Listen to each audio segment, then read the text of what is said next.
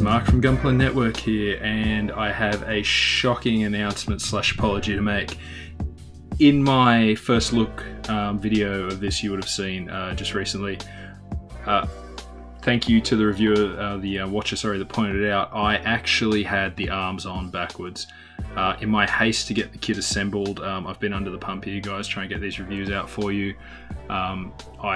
Yeah, no excuse, I accidentally put the arms in backwards. It happens to the best of us, I'm sure. You never had to disassemble something to turn a polycap assembly or part around. Congratulations. But I've done it a few times after I've put a kit together, just never on a review though. I have seen other reviewers do it, so hopefully you can forgive me. Hopefully it won't happen again too also. Big thanks to robocity.com.au, Lance and Mike for sending this kit over for review. It was not as bad as I thought it was going to be, so still not great, and I think that is actually just due to the excess parts hanging off the kit that you see hanging around here, like the weapons containers. Let's stop that now.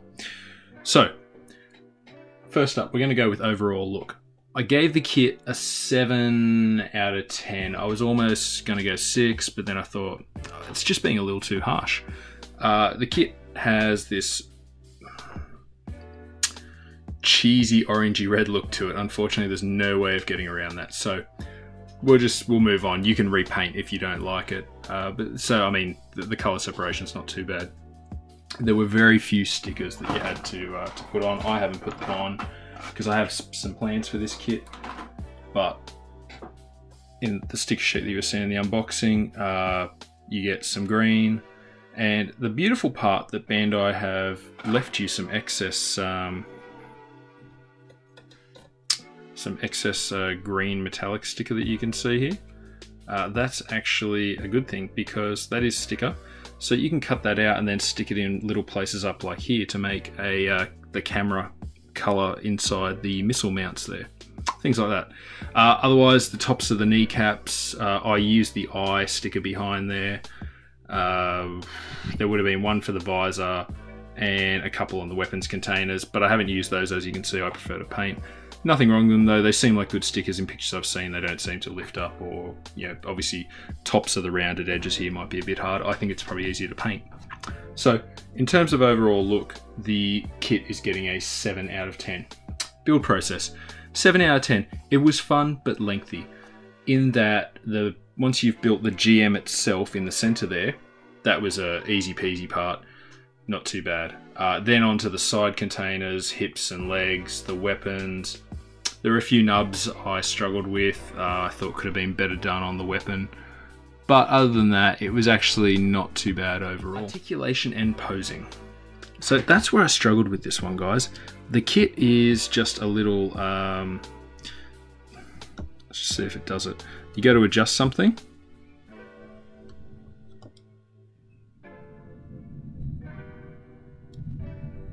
Oh, they're not going to do it. What a rip. Pretty much anytime you touch these things, see how easy that just comes off there? It seems like the connection's too small. It should have been a bigger peg. But these large missile pods, yeah, they tend to fall right off pretty easily.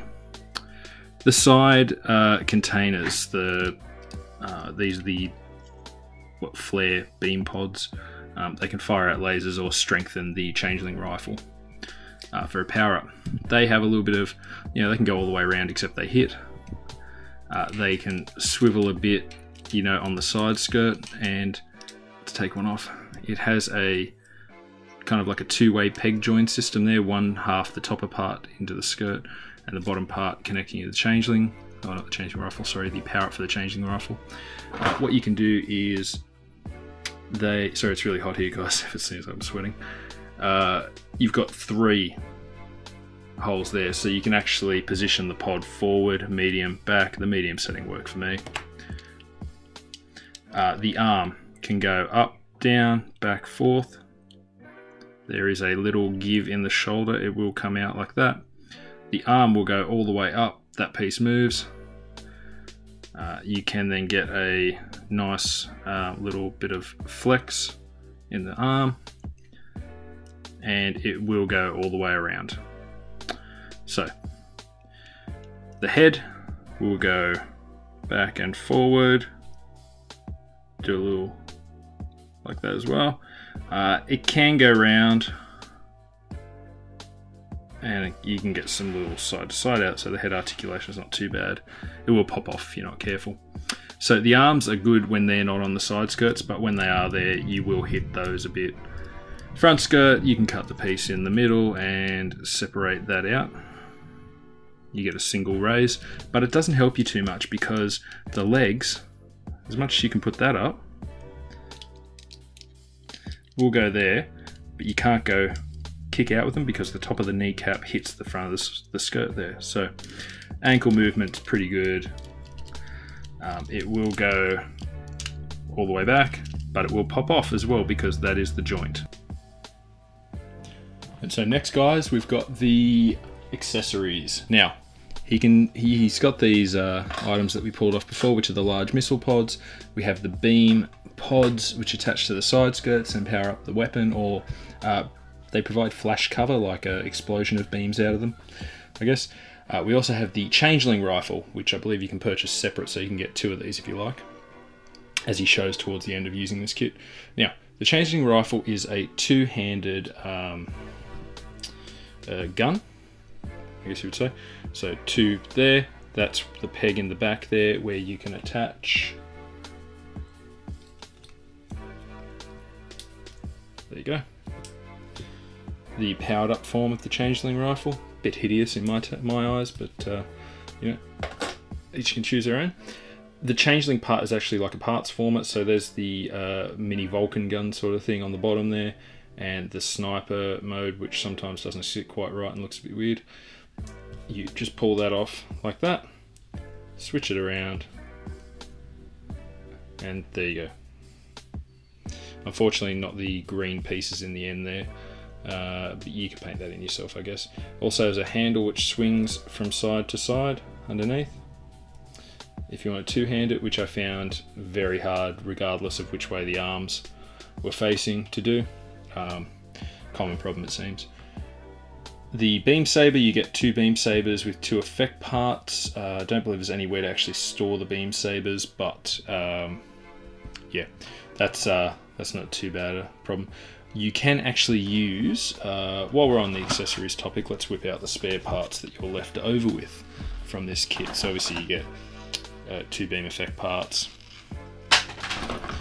You have some spare parts on this runner, which you will see looks like the Mark II Gundam, which GM3 must have stolen some parts from, for the top of the backpack at the back here. If you actually just look at the backpack, it looks a lot like Mark II's.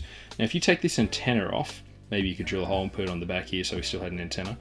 Either side at the back here, you can then use these pieces with what look like cables going into it, and the beam sabers will mount on this part here. So I think that's an easy mod to do, just kind of do that yourself.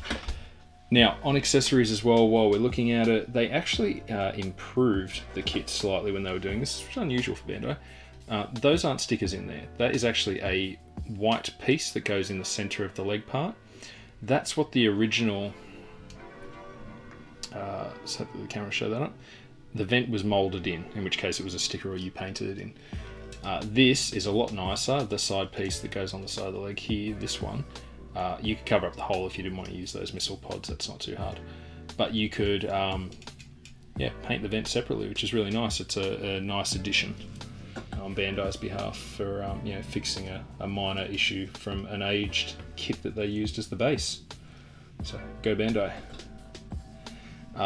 That's that. You also get the standard GM head, side pieces of the head, and where is it? There's the other beam saber part that I haven't taken off the runner yet. Oh, that's sorry, I'm looking at it. With the sides of the GM head, that's the antennas that stick up off the side of it. A waist piece. Some polycaps, which you don't need to see. A trigger hand, which goes with the beam rifle. I quite prefer the beam rifle over the Changeling Rifle, funny enough. Maybe I'm just a standard grunt kind of fan. And you also get, for the micro missile pod, to go up this top instead of the 4 larger ones in there, you get a piece for the shield, as do the backing and a GM visor.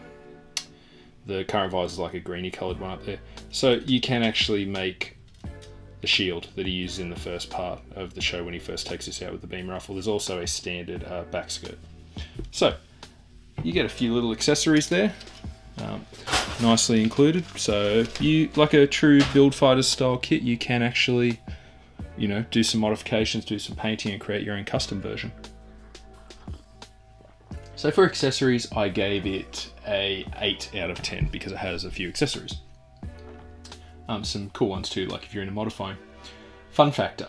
This is where I gave it a 6. I didn't find the, you know, some aspects of the kit as fun as, say, the H2 Magnum that I did recently from the Build Divers line. And I don't think that it's because it's based on an older kit. The actual core part of the kit, the GM, is, you know, not too bad. It's quite nice. And like I said, with the side of the leg, they improved. That was cool. Wasn't that into it, guys. Sorry, we didn't mention this with articulation.